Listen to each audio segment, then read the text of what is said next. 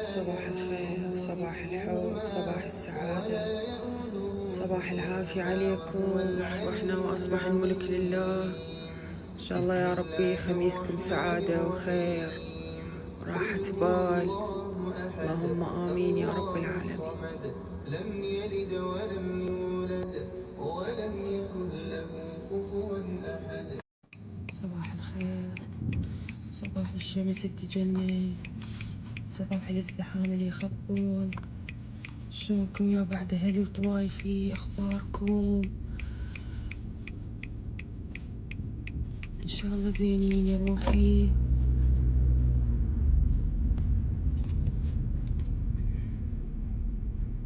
هاي الماتشا إذا ما أشربها الصبح ما أعرف، أحس يومي ما.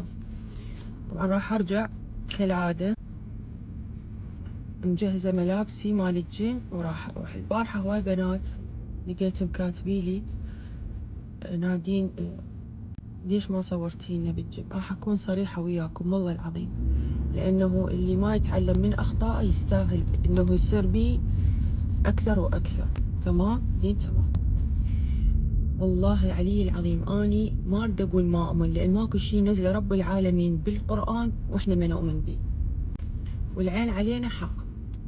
تدرون أني يوم اللي أروح أصور، يعني أخلي الكاميرا وأصور التمارين هاي الخفيفة هيك الطفيفة، يعني أنا ما أصور ثقيلة، ومن أصور وأنا على البايك، ومن أصور وأنا بالجيم، ومن أصور وأنا أقمز وكأني فراشة وما أعرف شنو. تدرون أني ورا هذا الفيديو من أنشره وحق هاي الشمس الحرة وداعت أمي، تدرون وراها بيوم يصيبني كسل بالتمرين.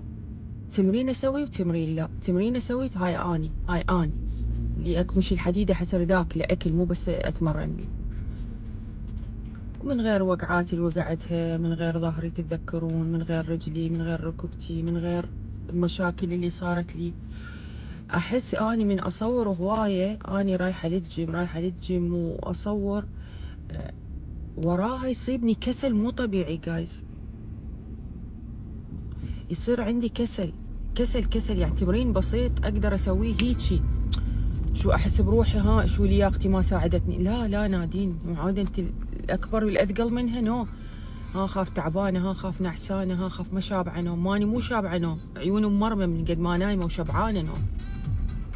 كل شيء اتهاون بيه بحياتي الا النوم، كل شيء اتهاون بيه الا النوم. النوم لازم اخذ كفايتي 6 إلى 7 ساعات لازم انامهم يوميا على مود جسمي ينطيني الطاقة اللي أريدها. فبقيت يعني بس هلا وصباح الخير، أوكي رايحين للجيم، هيك أصور شغلات بسيطة بس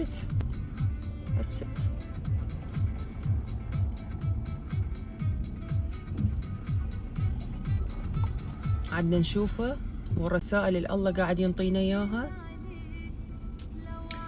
عن الرسائل اللي رب العالمين قاعد ينطيها للبشر، على القصص اللي قاعد نشوفها الحقيقية، مو هيك قصص حقيقية يعني وترندات تطلع.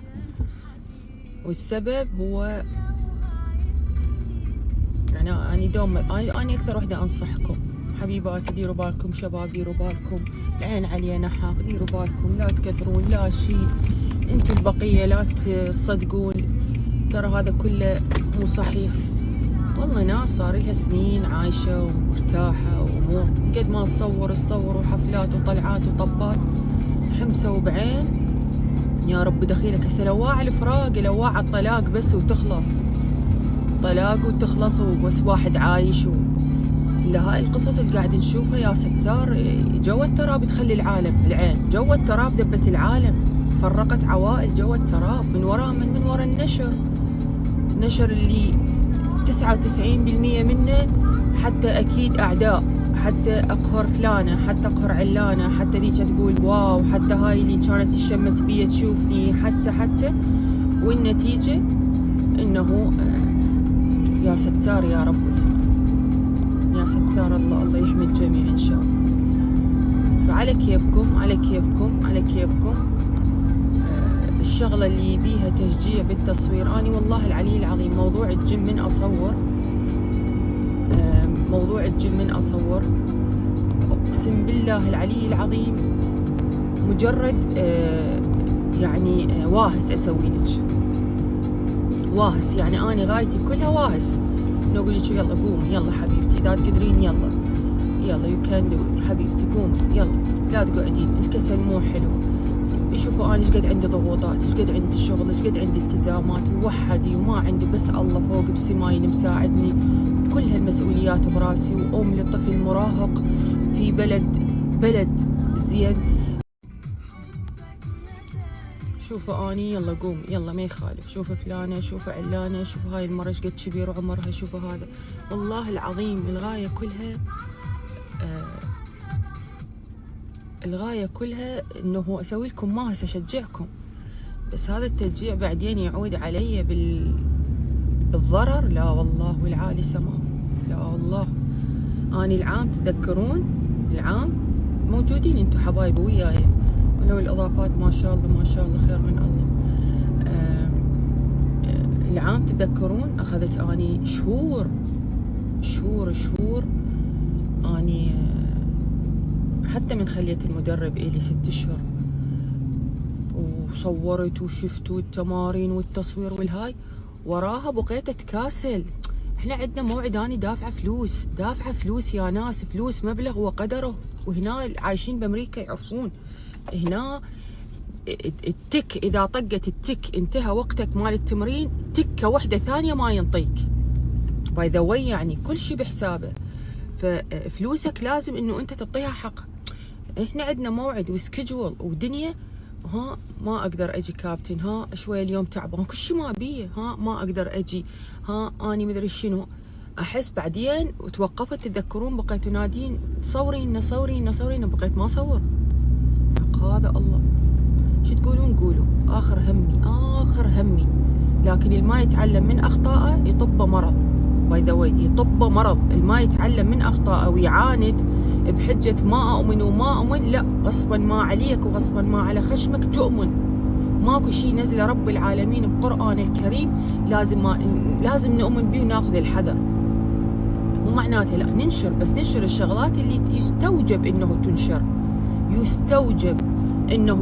اكو شغلات امور حلوه وناسه، شي مكياج، توتوريال، شعار. حتى انا الانبوكسنج ما اسويه.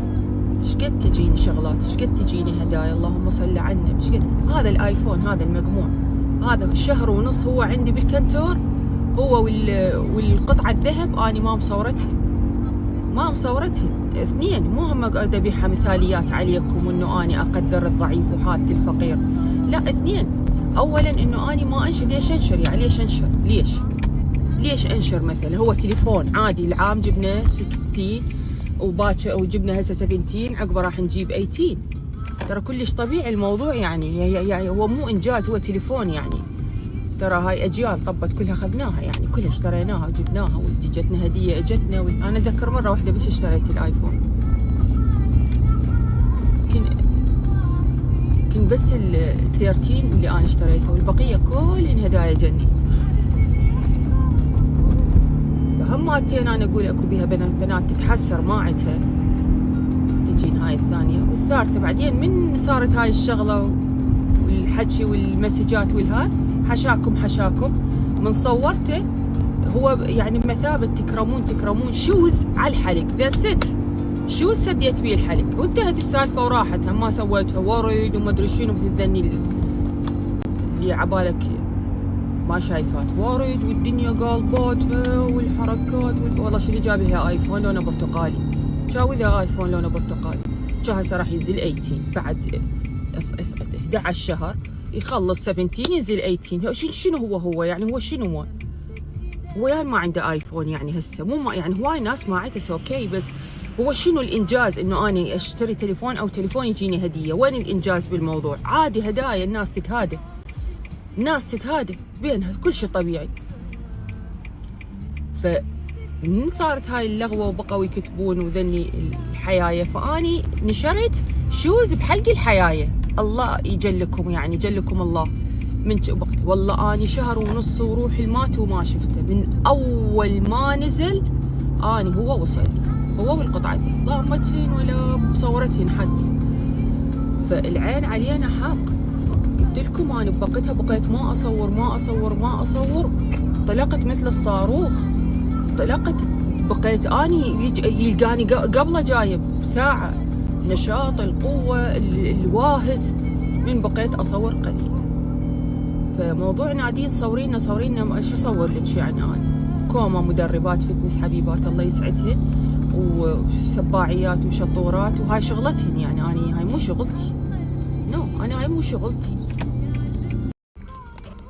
كانت شغلتي قبل سنين، كانت شغلتي بلشت بيها، وبعدين صراحة حولتها شخصية إلي.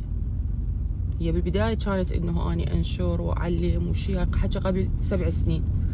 بعدين الله وفقني بشغلات أني شفت نفسي بيها أكثر من هذا الموضوع. فهذا الموضوع خليته إلي مدى الحياة، فورمي مدى الحياة.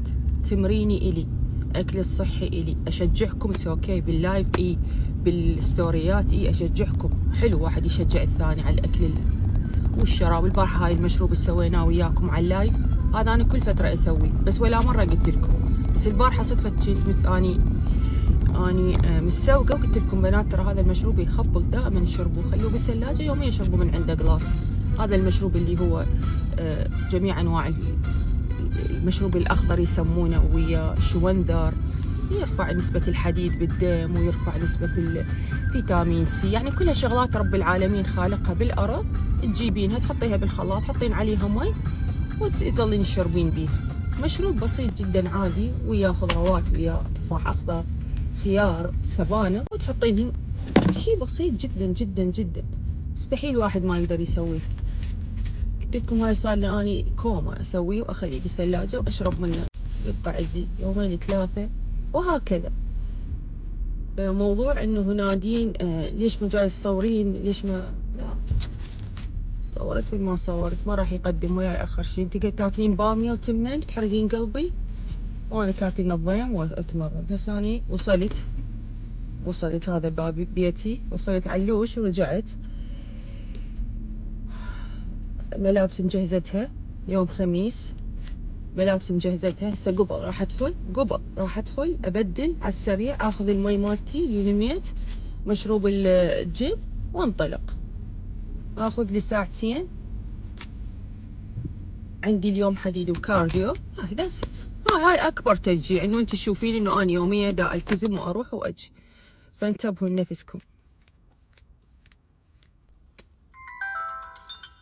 لنفسكم، الله يسعدكم، انتبهوا لنفسكم.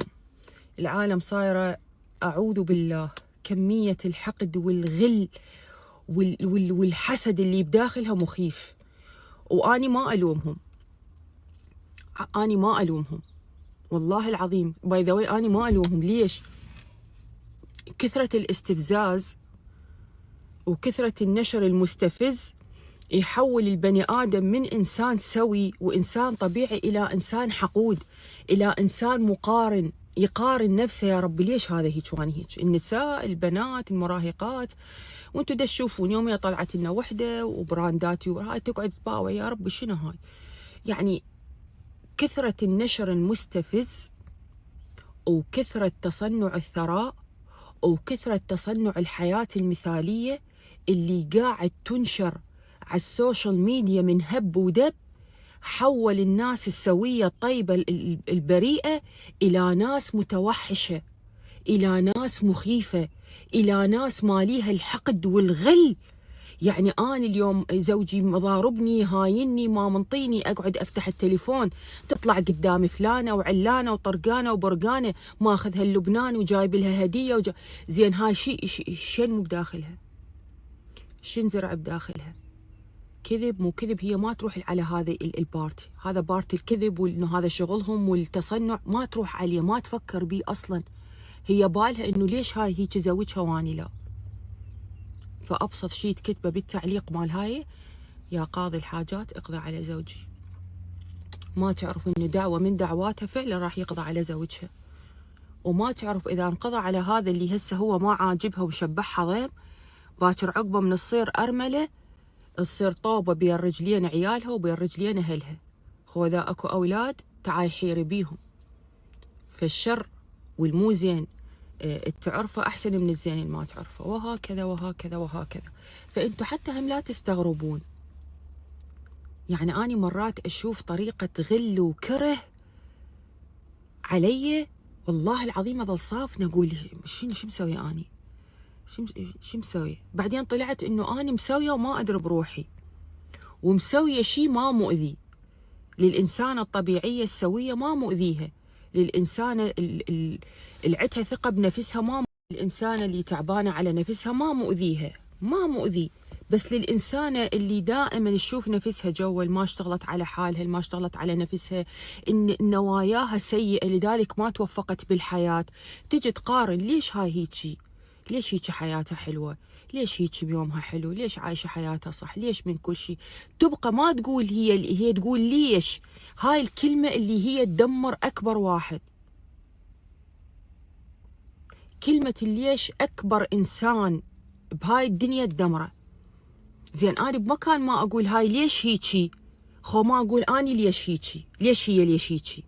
يعني ليش هي إنه هي ناجحة، ليش ما أقول أني ليش ما نجحت؟ ما أحبها، ما أستلطفها، هاي شغلات شعورية برب العالمين يعني خلقها بينا إحنا كبشر. لكن أنا خل أتعلم شوي، حتى إذا هي أنا أشوفها عدوة إلي أو أكرهها بدون أي سبب، أو يجوز أكو سبب بس بالنسبة إلها مو للشخص. زين خلي شوية بالله أوقف الحقد والغل وأشوف هي ليش تشي، شنو يومها بالله، شلون تبلش بالله، خلينا نشوفها بالسناب من الصبح لليل شو تسوي. اخذ شغله منها. فانتم بمكان ما تقولون هذا ليش هيك عايش، قولوا احنا ليش هيك دا يصير ويانا. لانه العله بيكم من الداخل، هو هذا اللي قاعد يخليكم تصيرون ناس كميه الحقد. وباي ذا واي كل ما يزيد الحقد والسم والغل على البشر كل ما حياتك تتدمر، حتى عمرك يكسر. الأعمار بيد الله، لكن أقصد الأمراض تكثر. وأنت تعرفون إذا واحد أمراضه كثرت شنو معناتها؟ شنو معناته إنه أنا أمراضي تكثر؟ أتحدى أي بشر هسه حاقد مغل مسوي واحد ثاني محتوى، حاد ثاني ويحكي عليه، مسوي شخص ويطعن بيه يحسد أقسم بآيات الله، أقسم بآيات الله هاي الناس بالذات ما يخلون نفس راسهم على المخدة وينامون طبيعي مثل البشر. عايشين على المهدئات، على المسكنات، مليون مرة يفزون، حياتهم سم، أكلهم سم، عيشتهم سم، يطلعون من مصيبة يطبون بمصيبة. ليش؟ لأنه هذا الوقت اللي الله منطيه لك، وهاي الروح الأمانة أنت مسخرها تحت أقدام الشيطان، تحت أقدام الشيطان والحسد والغل. لأن الحسد، الغل، الكره، الشر كلهن ذني شياطين، فهو مسخر نفسه للشياطين. بينما السلام الداخلي، الرحمة، الصلاة على النبي، إنه يتمنى الخير للغير، هذني رحمن. فهو عايف الرحمن ورايح ورا الشيطان، هي عايفة الرحمن ورايحة ورا الشيطان. فأنت قيسي واحد مع الشيطان شو يصير بحياته؟ لا نومته مثل العالم، لا أكلته، الأكل اللي ياكله السم وزمهرير يصير بمعدته. هم ذولا أي واحد يشوفني يحكي على واحد، حاقد على واحد، أنت مجرد السمعين. يعني مجرد أنا انضفت بجروب، يعني أنا دخلت بجروب، وهذا الجروب كله نفاق، كله فشار، كله ناس تحكي على ناس، كله طعن بالأعراض، كله أنا مجرد قريت لو سمعت انتهت حياتي، انتهت حياتي. لو هي بيها، لو بأعز ما تملك. أقسم بالله هم كلهم يسمعون هسه، كلهم يسمعون ويقولون 100% الكلام صح. فليش أنا هذا اليوم اللي يعبر الحلو، ليش أني أسوي اللي علي وباكر بيد رب العالمين، أنشر اللي أريد أنشره أني، واللي أشوف من أنشره يفيد أكثر مما يضر، يفيد أكثر مما يضر. مو حلو الإنسان إنه يشارك متابعينه وناس تحبه بلحظات السعادة، بلحظات الحزن، لحظات الفرح، لحظات التوفيق، لحظات النجاح. حلو العد واحد من حاط متابعين وجمهور، من حاطهم يضمضم عليهم؟ لا، يشاركهم انه هي شغله فادتني بشعري، هاي اعلان ترى الشعري انا جربته واستفاديت منه، هاي البشرتي جربته واستفاديت منه. لا، هاي لا شغله اعلان ولا شيء، عمي ذني هيجي عندك بالبيت حطيهن وهي. يعني اني مو كل انه اقدمه لكم انه لازم مقبوض الذنب، لا، اكو شغلات نعم نعم أنا أستفاد منها كإعلان وأستفاد منها كمنتج، وأنت تستفادين منها، وأكو شغلات بسيطة ليش ما أعلمك إياها، يعني ليش فأنت النوايا مالتك شنو؟ أنت النية بداخلك للناس هاي تتابعك، عليها ترزق، عليها ترزق. يعني أنا أعرف مشاهير من يكمشون الشغلة هيك يحطون إيدهم عليها، هيك يحطون إيدهم عليها، زين لو لا هيك يحطون إيدهم عليها على مود لا تشوفين هي شنية، بينما هي الكل يعرفها شنية. هيك يحطون، يعني هاي وحدة من المشهورات هيك تحط إيدها هيك على المنتج. الله العلي العظيم، والله لوش ما تحاول ما ألحق، ما جاي لحق. شوفوا بعد 5 دقائق لازم أركض هاي أنا جاهزة. يلا جيب كملنا أول ساعة الحصة الأولى، خلصنا الساعة 10، بلشنا من 9 هسه 7 سوينا تمارين تمدد. هسه خلصنا راح أروح للكلاس الثاني اللي هو البايك، 45 دقيقة حديد خلصناه، تمارين تمدد، آخر شي نختمها بكارديو قوي نرجع للبيت. يا الله let's go.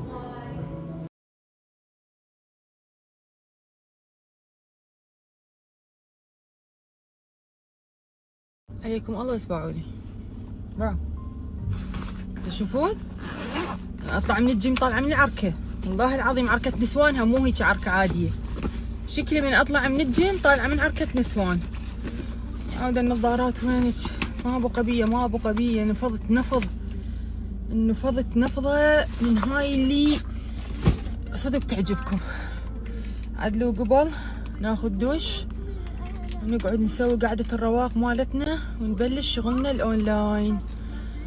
نحط اللابتوب بحضننا وقهوتنا بعد ما نترس ثربنا ونسبح ونرتاح وننشنش ونطلع الميوزك هاي اللي كلها رواق.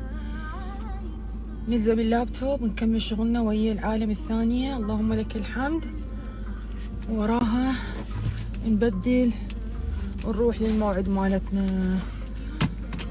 يا يابا اتعس موعد بحياتي من يكون عندي موعد تنظيف اسنان او حشوة قليلات عندي يعني، بس هاي التنظيف دائما اسويه، كلش يعجبني هنا شغلهم ولازم يعني هالشي هذا. هاي خلصنا حبايب قلبي. اوكي اخ يمه اوكي. ما تلطمين خابة اليسا، والله انا احبش، ما اليوم تلطمين. انا نفسي الاقي واحده مبسوطه بحياتها، ما حد مبسوطه بحياته خيي. احنا نجيب البساطه لنفسنا اللوسه، احنا نخلق البساطه لنفسنا. يعني البساطه تقصدون هم الفرح، يعني مبسوطه يعني فرحانه، وما هيك يقصدون. والله مبسوطه يعني فرحانه، مو مبسوطه هذا معجونه عالسه جويسه. اوكي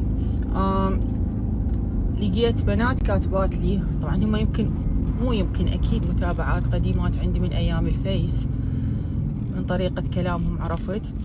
اي نعم انا اول ما بلشت هذا شغلة التمارين الرياضية فتنس والاكل الصحي، كنا نفتح لايف مباشر على جروبنا، يوميا نفتح لايف مباشر ويوميا قسمت لكم الجسم، يعني كل كان ترتيب. وخلص من هذا يبقى اللايف مفتوح، ناخذكم للمطبخ نسوي الاكل الصحي. نعم صحيح 100%. ليش غيرته لانه ما شفت اي نتيجة. تعب على الخالي بلاش، شرح على الخالي بلاش، هذه حقيقة. رضيتوا بيها والما رضيتوا، اقتنعتوا والما اقتنعتوا، صدقتوا والما صدقتوا. 90% من نساء الشرق الاوسط او النساء العربيات ما يلتزمون بشغلة التمارين والأكل الصحي، لو السمة تنقلب على القاع. وإذا رادت تلتزم أو قررت أو شوية تحدت الواقع ورادت إنه تدخل في نظام مع أي كوتش بالعالم ويلتزمها، فإلها غاية معينة، مو غايتها صحتها، مو غايتها إنه قاعد تستثمر بنفسها لقدام، مو غايتها العضلات، مو غايتها قلبها، مو غايتها أعضائها جسمها، أبد هذا مو غايتها. تجي تدفع وتحرم نفسها لغاية واحدة فقط. أريد أضعف، عندي مناسبة، عندنا عرس بعد شهرين، انخطبت راح اتزوج بعد اسبوعين، ويردوها كن فيكون. لا وتحدد لك عاد ليش عفته انا هذا الموضوع؟ عفته واستثمرته بنفسي خلاص. الله وفقني توفيق الى اول ما لا تالي بامور اخرى، الله وفقني بشغله ثانيه بمحتوى ثاني، توفيق الى اول ما لا تالي. فش اي مكان اي شغل تشوفين تبذلين بيه جهد وماكو مردود وماكو تقدير، لو روحك بيه غير استثمر بنفسك، شوفوا مهاراتك شنو، شوفوا شنو اللي عندك، شنو خبرات، بدلي. لان اصعب شيء على البشر، اصعب شيء انه انت تتعب ويا واحد وتقدم له وتريد تساعده وتريد تغير حياته وفكره وصحته وكل شيء، وهو يجيك هيك بيك بلمح البصر ينهي كل شيء. واخر شيء تلتزم لها يوم يومين. هاي بالبدايه من كنت تاخذ كلاينت وياي التزمهم. هاي الحكي احكي لكم اني ب 2018 19 تلتزم لها يوم يومين، اسبوع اسبوعين، وبعدين خربطت.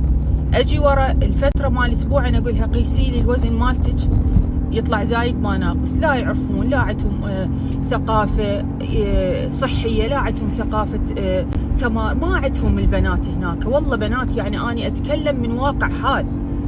اني هم جيت عايشه بالعراق ما كنت اعرف شنو فتنس وشنو جيم. من طلعت صراحه من طلعت، وهذا لا يعني حتى اللي يروحون عندكم هناك ويتمرنون، خافت كم مشهوره تطلع تقول لكم رحت تتمرن، ترى يومين ويبطلن، ترى ماكو عندهن التزام مدى الحياه، ترى يومين لغايات معينه، يا اما استعراض، يا اما تريد تثبت لاحد شيء، يا اما هي ماخذه شيء ولازم تتمرن وياه على مود يقولوا لها ديروا بالك حتى لا هيك يصير وهيك يصير، يا اما لاحظوا شوفوا روحوا هسه على كل مشاهيركم بالوطن العربي كلهن، مو وطن العربي مو بس العراق، مو بس الوطن العربي كله.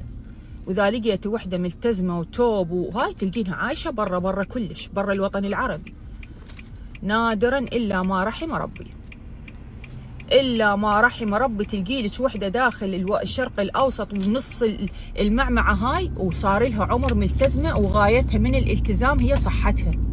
صحه لا هي تطب لك اريد اضعف. شنو ذي تضعفين؟ يعني انت جاتنا على مود الضعف، ترى اي روحي طبي لاي مكان تضعفين عادي. زين وصحتك وقلبك وكبدك لياقتك البدنيه والمصل مالتك والسكن مالتك الجلد، عقلك، تفكيرك، امورك، مدى يعني مستقبل، يعني القوه مالتك، كل هذا اساسه صحه. فانت من جايتني اي شيء تقبلين له بهاي الحياه، وظيفه، عمل، بزنس، صحه، اي شيء بدون ذكر، اي شيء لا تحددين قبل لا تبلشين. يعني انت خلي هدف، اني اريد افتح بزنس ابيع بيه حمره على سبيل المثال، اريد ابيع حمره، اريد افتح بزنس. الغايه الاولى خليها مو ايش قد تحصلين، لا ايش قد تكسبين ثقه ناس، ايش قد تكسبين بشر، ايش قد تكسبين عالم، والعالم تجيب عالم تجيب عالم تجيب عالم على اساس الثقه بيج. واللي فكرت اليوم يجيك 1000 دينار راح يجيك 1,000,000 دينار. هذا من اقول لكم استثمروا بنفسكم، اكسبوا مهارات واستثمروا بنفسكم. هذا الاستثمار بالنفس. اطور عقلي، اعرف شلون اشتغل، شلون ابدي، منين ابدي. زين انت عندك استعداد تروحين تشتري لك جنطه ب 150,000، لو تشتري لك باكج مال ما اعرف شنو منتجات او شيء ب 50,000 او شيء، بس لو تموتين ما تدخلين دوره تطوير مهارات عند ناس متخصصه تعرفين شلون تبلشين بيها شغلك. لو تموتين والله العظيم اعرفكم قاريتكم وقرايه هيك عاجنتكم وخابزتكم يا مقامي، عاجنتكم وخابزتكم. فلا تقولي لي نادين ليش تركتي هذا المحتوى الاول مالتك. تركته لانه شفت اللي يدخل من اذن اليمين يطلع من ولا حد التزمت، لا من فاتحه لا اتمرن وشايفه الكوكب بعيني واريد اموت ونفسي يصعد ما ينزل وقدام بلس من ناول. اجي اقرا التعليقات، انا قاعده اكل باميه وتمن، الله شلون اليوم سوينا ضلوع، الله ولكم بنات تعالوا شلون سوينا اليوم بري.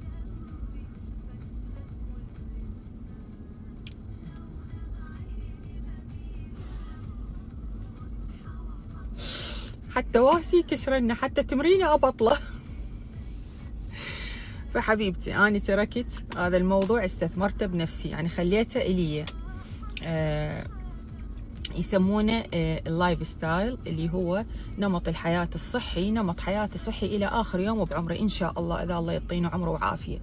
لأنه تأكدت وتيقنت وبصمت بالعشرة، هذا الكوكب بما أنزل وأحمل، بالعليه والمو عليه، بالعلى الأرض والجو القاع، ما حد يفيدك غير صحتك ولياقتك البدنية. اللياقة البدنية، اللياقة البدنية، يعني انت ما تعبين بسرعة، ما دقات قلبك تزيد بسرعة، ما صعدين بايتين. فلا تعتمدوا، اعتمدوا على نفسكم، بلشوا صح. غيروا فكر، غيروا عادات، غيروا طبيعة أكل، اشربوا المشروبات الصحيحة. وكل ما تكبرون بالعمر كل ما راح تدركون، تتأكدون وتتيقنون يعني إنه ما حد يفيدكم بهذا الكوكب كله غير شغلتين، ما عدا إنه هاي أهم شيء هو الاتصال الروحي برب العالمين وإرضائه. شغلتين بالحياة هن دائمات وياك، وهن يسندنك، وهن يلزمن ظهرك، وهن يخلن الكل يركع ويقول لك شبيك لبيك: الصحة والمال، الصحة والمال، الصحة والمال. وباي باي. حمام الهنا يا نادين، حمام الهنا نويدين، حمام الهنا نويدين. باع حواجبي، باع قاعد يتقشطون، بقوا بس النهاية. حطيت لهم فازلين وسبحت نفس السبحة مال ذاك اليوم. رقبتي انكسرت، بس صراحة اليوم يعني خسرت فوق 1000 سعرة حرارية ذبيتها. حسيت جسمي صار عبارة عن يعني تلزمين التيشيرت تعصرينه، اللهم لك ألف حمد وشكر، بس مال إنه أرجع ما أسبح لا، لأن عندي موعد مال طبيبة فلازم أروح بالموعد. فرجع السبح الصراحة. الأطراف هم خليت لها، يعني أول ما أجيت خليت لها بقيت تقريبا 10 دقايق وفتت سبحت. حمام الهنا أسوي حبشكلاتي وأموراتي، سيرومات وجهي، حبشكلات شعري، سيروماته وعطوره وش اسمها، وجسمي والسبلاشات والمعطرات، وأسفل قدمي أنزل آكل وأقعد قاعدة رواقي، وراها أبدل وأروح عندي موعد مال تنظيف أسنان. عندي موعد مال أسنان راح أروح. شعري بعد مبلل حتى ما لحقت أنشفه، وقت بقي ركض. لبست هذا التراك، يلا نظارات، ليتس جو. أكره الانتظار، وهنا بأمريكا مبدعين بالانتظار. يعني أنت إذا تأخرتي 5 دقايق يأجلون موعدك، ولازم تقعدين تنتظرين. جايز أنا ما أعرف يجوز سوي شي مو زين مو صح، ترى ذني حواجبي تقشطن وصار يلعبن النفس، يعني ناس مقشطة وناس لا، كل صار شكلهن محل، يعني منها تقشط كله وهذا كله باقي. فجبت هذا القلم الناعم عندي ورسمت، ما أعرف سويت لي كارثة، سويت لي مصيبة، يصير ما يصير. يعني هاي ترى مو حواجبي اللي سويتها يم رنا، لا ترى كل صاروا خفيفات. يعني هي قالت لي راح يصيرون خفيفات وبعدين يرجعون يثخنون، يعني هاي أول جلسة. بس أنا عندي قلم جبته وبقيت ألا ألا ألا ألا ألا ألا ألا. شوف هذا الورا، شوف شلون سويت له بعده، ما قاشط، ما قاشط هذا، بس ذن اللي قدام. شو أسوي؟ شكلي صار كلش ما حلو، أنا أصور وأفتح لايفات شلون بالله. وما أعرف سويت لي كارثة لو لا، قولوا لي يصير لو ما يصير، يصير لو ما يصير. يكون هيك يظلن طول العمر يا رب، يكون هيك يظلن، يعني يكون كلش آخر جلسة النهائية هيك يظلن إن شاء الله يا رب. وأني أموت عليكم، أعشقكم، أحبكم حب إلى أول ما لتالي. الله لا يحرمني منكم، لا يحرمكم مني. انتو خل أفرغ وأحكي لكم قصة ذولا اللي صاروا ترند بمصر. الله العظيم نسمعون قصتهم لتقولون الحمد لله والشكر، رب العالمين موجود بحياتنا. ألف الحمد لله على نعمة رب العالمين، ألف الحمد لله على نعمة الباري عز وجل اللي يعطينا رسائل ويعطينا تنبيهات بهاي الحياة عن طريق كل شيء، كل شيء. يعني مو صدفة، مو اعتباطا هاي الشغلات اللي قاعدة تصير. بس خل افرغ واحكي لكم القصة تدللون. والله العظيم غاية من السناب، من اول ما سويته، من سنين، غاية من السناب الوناسة، الوناسة. وعلى اللي شفته بهاي الفترات كلها على السوشيال ميديا، صارت عندي خبرة عظيمة وكبيرة انه اعرف شنو اصوره وشنو ما اصوره، وشنو الاصوره واضمه وبعدين انشره، وشنو اللي اصوره بلحظته. صدقوني والله العظيم كل شي بقيت اعرف. ضجت من الانتظار. شو اسوي حبيباتي؟ شو اسوي؟ شغل البارحة سديت اللايف ورئيسا ان هذا، ونسيت اصور لكم الجزء الثاني. نسيت اصور الجزء الثاني وانشره. يلا ان شاء الله حبايبي، ان شاء الله يا ربي هذا الويكند اشبعكم قصص واشبعكم نشر تدللون. حلوة ترمية شاتي؟ لا كذب، لا تصير رموش، هاي مو رموش.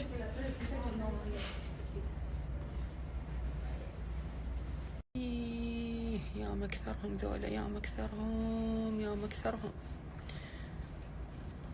نص البنات تطلقن من ورا اهلهن، يعني والله العظيم. خص الامهات، يعني مع احتراماتي للزينات، هاي الام اللي تدخل خشمها بحياة البنية وزوجها وتحرضها عليه. والله وقت، والله العظيم ما راحت امهات قبل، والله وقت امهات تعقل بناتها تعلمها. هسه لا، بس تجي البنية حسرة عليها تشوفها تحرضها. واي ايش قد حاجة من هيك قصص. خليك بعيدة وخليهم يتدخلون، وادعي لهم بالهداية. واهم شي زوجك زين وياك، اهم شي زوجك آدمي، اهم شي زوجك يعرف شنو الموضوع. بس هذا الشي اني يخوفني مستقبلا، يعني هالشي اني جدا يخوفني مستقبلا، لانه بعض الرجال من يشوفون البنية علاقتها باهلها جدا سيئة وما تحكي وياهم. بعض الرجال، يعني بعض مو الكل، حاشا للكل، يستغلوها استغلال جدا سيء. يعني تستغل الزوجة، تستغل من العيال ومن الزوج، والله بس يشوفون علاقتها بأهلها. مع الأسف الأهل المفروض يكونون سند وعزوة للبنت. ادعي لهم حبيبتي، ادعي لهم وخليك بعيدة، نصيحة من أختك، خليش كلش بعيدة. كان نخلص والحمد لله. بديت سنيناتي في ديتين. خلحق نرجع قبل الليل. جوي يجنن اليوم، وباكر هم نفس الشيء. يلا ليت قولي البيت.